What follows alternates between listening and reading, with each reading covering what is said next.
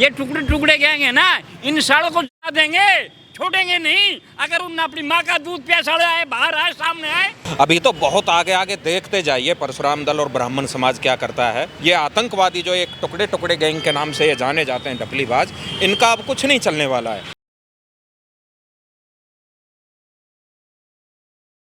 देखिए मेरे पीछे आप तस्वीरों में देख सकते हैं कुछ लोग खड़े हुए हैं और ये लोग हैं परशुराम दल के लोग। अब इनके पास मेरे आने का मकसद ये है कि कुछ दिन पहले हमारे चैनल पर एक वीडियो गया था जिसमें इन लोगों ने एक एफआईआर किया जेएनयू के स्टूडेंट्स पर कि वो ब्राह्मण विरोधी बातें क्यों करते हैं। अब इतिहास में पहली बार ऐसा हुआ है कि जेएनयू ने किसी एक स्टूडेंट को नहीं बल्कि पूरे यूनियन को, पूरे संघ को निष्कासित कर दिया है। मतलब कोई रिप्रेजेंटेशन नहीं होने वाला है 8 महीनों तक। उसकी वजह यह है कि पिछले साल 2025 में एक विरोध प्रदर्शन होता है और उसमें तोड़ फोड़ की जाती है और वो स्टूडेंट्स कहते हैं कि हमारी निगरानी के लिए ये हमारी आज़ादी का हनन है।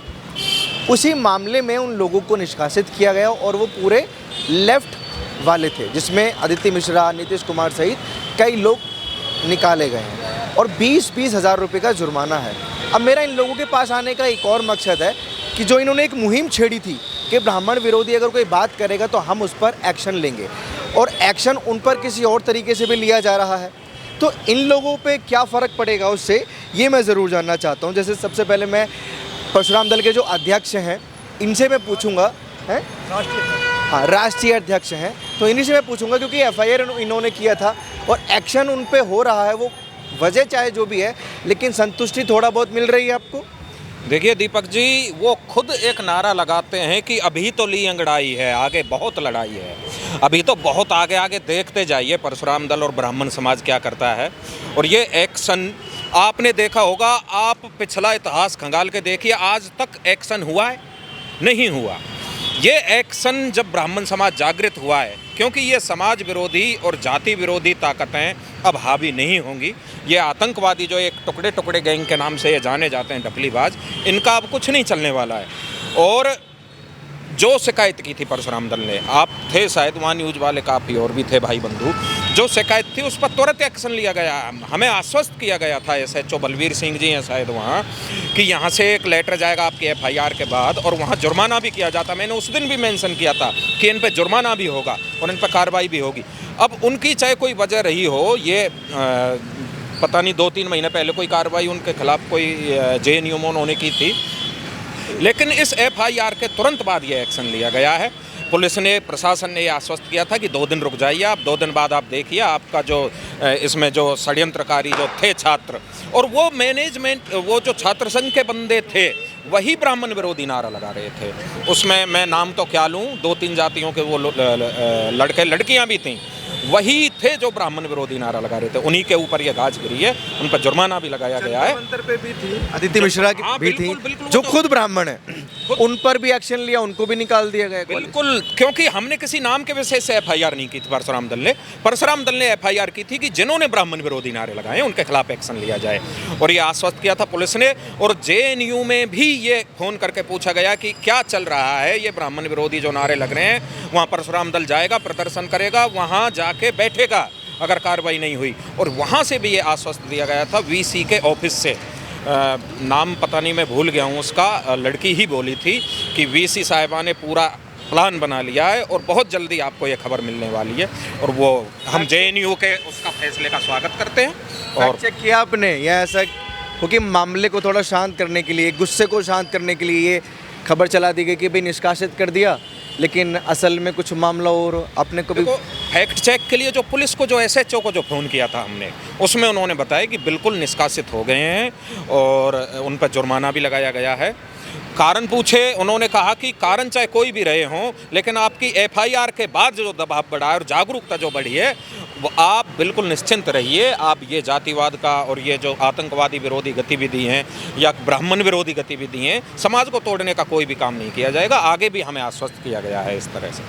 आपने भी देखे होंगे जेएनयू के कुछ बच्चे जो बड़ा विरोध में बात करते हैं, बढ़िया बात। अभी जेएनयू ने एक्शन लिया, उन पे निष्कासित कर दिया। बहुत बहुत धन्यवाद उनका। बाकी उन लोगों ने देश को तोड़ने की बात कर दी, पर टुकड़ा टुकड़ा गैंग, कई तरह के उन्होंने लफ्ज़ इस्तेमाल करें, सरकार के विरोध में है, समाज के विरोध में है। अब उन्होंने ब्राह्मण को टारगेट किया। ब्राह्मण जागरूक है, उनका डट के मुकाबला करेगा, उनको इस बात का जवाब देगा। उस जवाब के कारण उन पर फाइल हुई है, जुर्माना हुआ है। हम ब्राह्मण सभा उनका बहुत बहुत धन्यवाद करते हैं इस विषय के लिए। और आगे उन्होंने कुछ किया तो फिर ब्राह्मण समाज इकट्ठा है और उनके लिए विरोध। जैसा आप कह रहे हैं कि स्वागत तो आप कर रहे हैं, वो लोग भी शांत नहीं है, पूरा स्टूडेंट समाज इकट्ठा है। प्रेस क्लब ऑफ इंडिया में वो पीसीबी कर रहे हैं कि ये हमारी आज़ादी छीनी जा रही है, हमें निकाला जा रहा है, हमारी आवाज़ को दबाया जा रहा है। बड़े बड़े दिग्गज इसमें शामिल होने वाले हैं। देखिए, दिग्गज सिर्फ वो नहीं है, दिग्गज ब्राह्मण समाज और सवर्ण समाज में भी बहुत हैं। और अगर ये इस तरह का माहौल, हिंसात्मक माहौल और उग्र माहौल पैदा करना चाहते हैं तो हम भी तैयार हैं, परशुराम दल भी तैयार है, ब्राह्मण समाज तैयार है, सवर्ण समाज तैयार है। ये प्रशासन को संज्ञान लेना है कि इस तरह की गतिविधियों को अंजाम देना है या नहीं। अगर वो तैयार हैं तो तैयार हम भी हैं, हो जाएगा मुकाबला। वो तो आंदोलन की बात कर रहे हैं कि हम तैयार हैं पूरी तरीके से।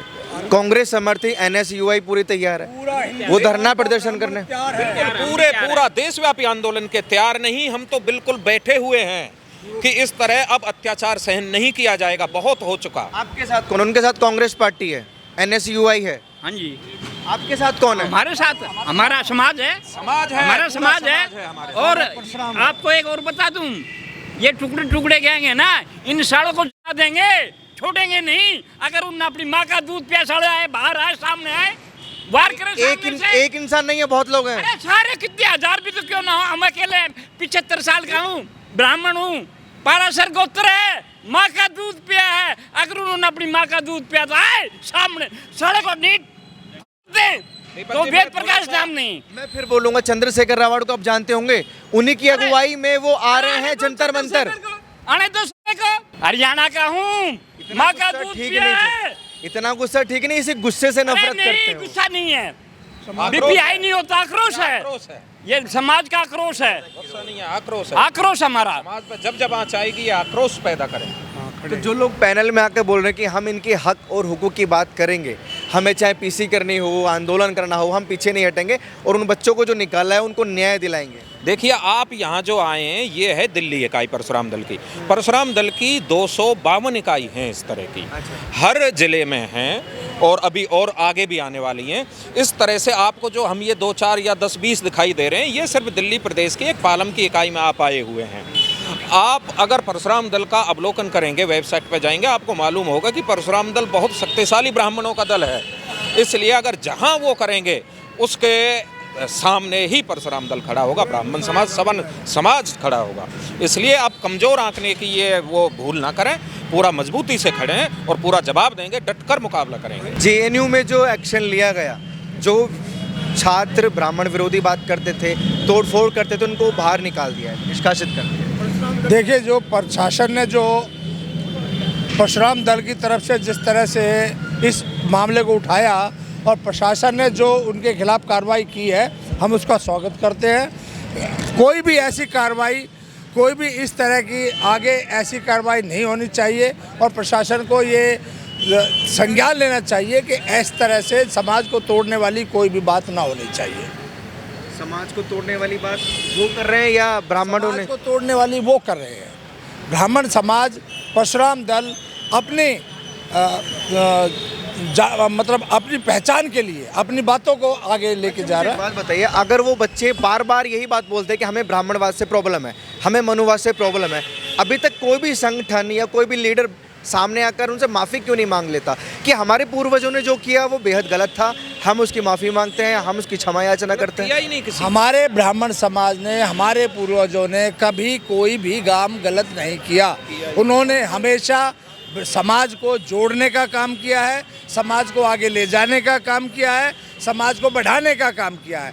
ये कुछ तुच्छ मानसिकता के लोग हैं जो इस तरह की अनर्गल बातें करके इस समाज को नीचा दिखाने की कोशिश करते हैं। ये उनके अंदर जो उनकी फ्रस्ट्रेशन है, ये उसको बाहर निकालते हैं बस। और कुछ जिस स्कूल के अंदर पढ़ते थे, हम जिस स्कूल में पढ़ते थे, उस स्कूल के अंदर हमारे साथ 36 कौम का आदमी पढ़ा करता था।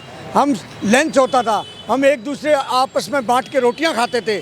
आज ही कुछ लोगों ने भ्रमित कर रखा है, समाज को तोड़ने की बात कर रहे हैं। उन लोगों के खिलाफ कार्रवाई चाहते हैं हम और कुछ नहीं चाहते। हम किसी समाज के ऊपर खिलाफ हैं, समाज ने किसी समाज के ऊपर खिलाफ नहीं है। समाज के सभी लोग स्कूल में बैठते थे, लंच होता था, हम सारे एक साथ रोटी खाते थे, किस कास्ट का था कभी पूछते नहीं थे।